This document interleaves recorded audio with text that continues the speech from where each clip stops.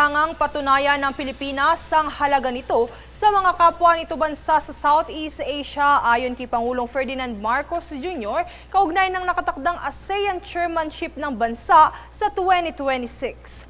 Nais ng Pangulo na makilala ang bansa ng ASEAN o sa kung ano ang meron nito kung saan kumpiyansa siya sa kagandahan ng Pilipinas, partikular sa pagsusumikap at pagka-hospitable ng mga Pilipino. Sa kasalukuyan, patuloy ang Pangulo sa pakikipag-ugnayan at pagpapanatili ng magandang relasyon sa mga bansa, gayon din ang paghahanda para sa matagumpay na hosting nito sa susunod na taon.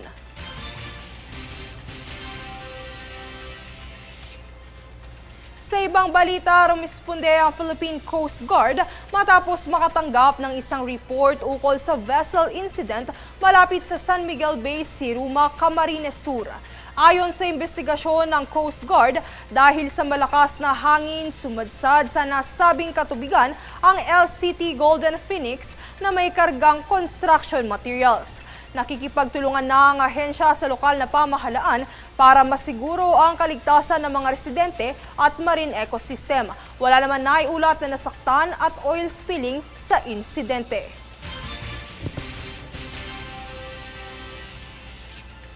Nagpasalamat naman ang Armed Forces of the Philippines kay Department of National Defense Secretary Gilberto Gibo Teodoro Jr. sa pagkilala bilang High Public Trust sa Octa Survey. Sa isang pahayag, binati ni Teodoro ang ahensya at sinabi na ang naging resulta ng survey ay isang refleksyon ng dedikasyon, profesionalismo, pagbibigay serbisyo sa kapwa at pagmamahal sa inang bayan. Ayon sa survey ng Octas July 2025, tugon ng masa, 81% ng mga Pilipino ang nagtitiwala sa AFP at 82% naman ang satisfied sa naging performance ng institusyon.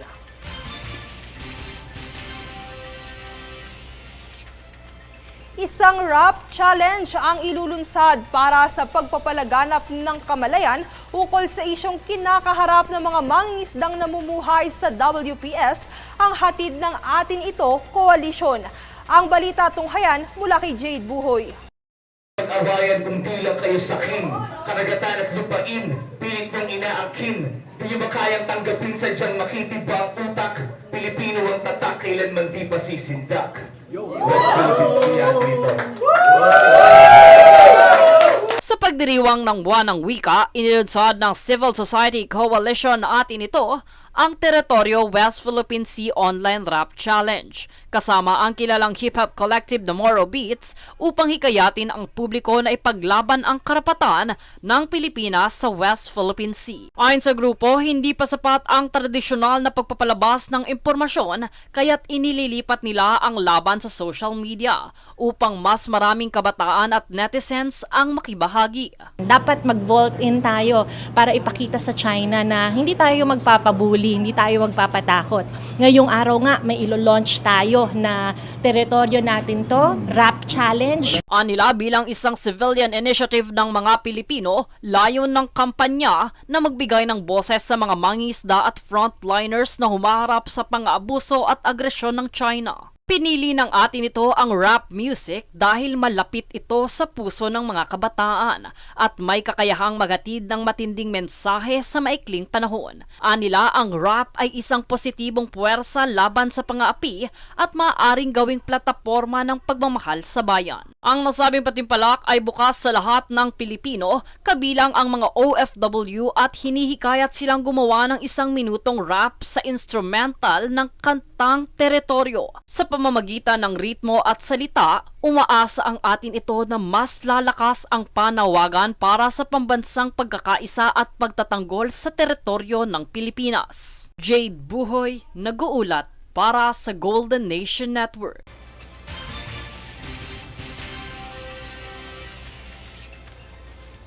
Sa nalalapit na August 13, hindi lang panawagan para sa soberanya ng bansa sa West Philippine Sea ang itinampok ng award-winning documentary na Food Delivery Fresh from the West Philippine Sea, kundi pati na rin ang pakikipagsapalaran ng mamamayang mangingisda at ng mga otoridad na nagbubuwis ng buhay para sa proteksyon nito. Tunghayan ang ulat mula kay Jade Buhoy. It's actually a good documentary that would answer yung sinasabi ng other critics about our position in the West Philippine Sea na malayo ito sa sikmura ng Pilipino. Yan ang naging pahayag ni Philippine Coast Guard o PCG spokesperson for the West Philippine Sea, Commodore J. Tariela, ukol sa nalalapit na pagpapalabas ng docu sa August 13. Ang nasabing dokumentaryo ay pinamagatang Food Delivery Fresh from the West Philippine Sea, kung saan pinapakita nito ang buhay ng mga taong naninirahan at naninilbihan para sa proteksyon ng karagatan ng bansa. Matatandaang nakatanggap ang nasabing palabas ng pandaigdigang pagkilala sa Dock Edge Festival sa New Zealand. Ayon pa sa direktor nitong si Baby Ruth Villarama, ito ay para sa mga Pilipinong patuloy na dumedepensa sa bansa upang bigyan rin ng kamalayan hindi lang ang mga mamamayan kundi pati na rin ang mga kabataan. For us to witness this firsthand, ito na yun. Kumbaga, this is the soft power that we've been waiting. And this is our contribution to our fight. At kailangan mapanood din nila ito para makita nila what is at stake here at may mga taong nasasaktan. Dito sinagot din ng direktor ang ukol sa pagharang na maipalabas ito sa ilang sinehan dahil sa umano'y ito ay political tool ng bansa sa pagpapalaganap ukol sa impormasyon sa WPS ayon sa China. Ngunit patuloy pa rin itong ipinalabas ng festival organizers sa New Zealand at suportado ng kanilang Ministry of Foreign Affairs maging ng kanilang state broadcast news dahil naniniwala silang ito ay freedom of expression na sumusunod sa pandaigdigang batas ng United Nations Convention on the Law of the Sea o UNCLOS. Kaugnay nito, maaaring maka-avail ng ticket online o sa inyong mga piling sinihan upang malaman ang kwentong ilalahad ng dokumentaryo para sa West Philippine Sea. Jade Buhoy, nag-uulat para sa Golden Nation Network.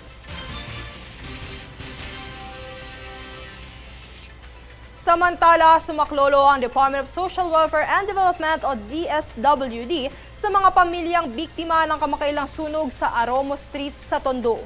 Ayon sa kalihim ng DSWD, agad silang nagpaabot sa mga namamalagi sa temporary shelters maging sa mga evacuation center. Sa direktibang ipinabot ni President Marcos Jr., patuloy pa rin ang pag-aagapay sa mga nasunugan upang makabangon sa nasabing pinsala.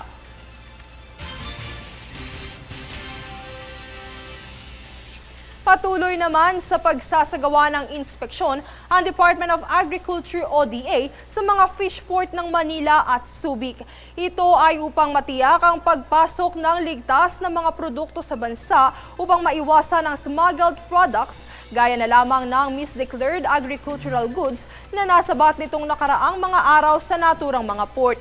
Nitong August 8, higit isang dosenang container van ng frozen fish sa Manila Port ang ininspeksyon ng kagawaran sa pamumuno ni Secretary Francisco Chu Laurel Jr. kung saan idineklara itong ligtas kainin.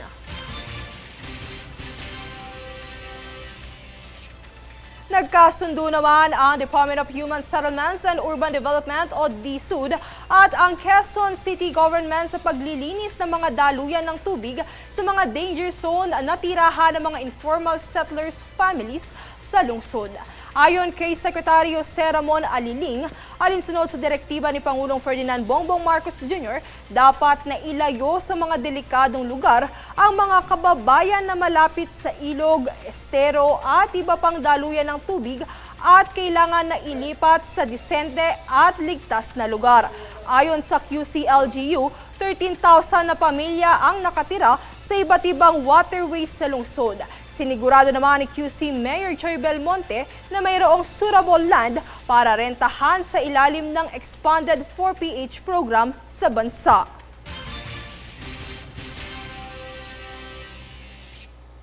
Susunod sa News Force.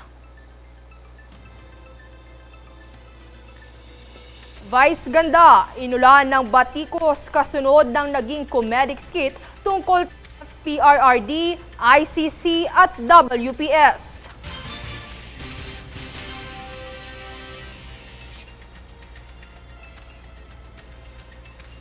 Philippine Jiu-Jitsu bet Kayla Napoles, nauwi ang first medal ng bansa sa Chengdu World Games. Philippine boxers medal finishers sa Asian Games.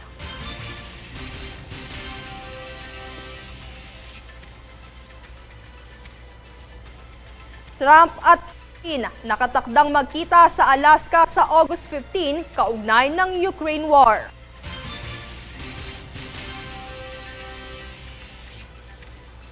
Manatiling nakatutok para sa mga balita sa pagbabalik ng News Force.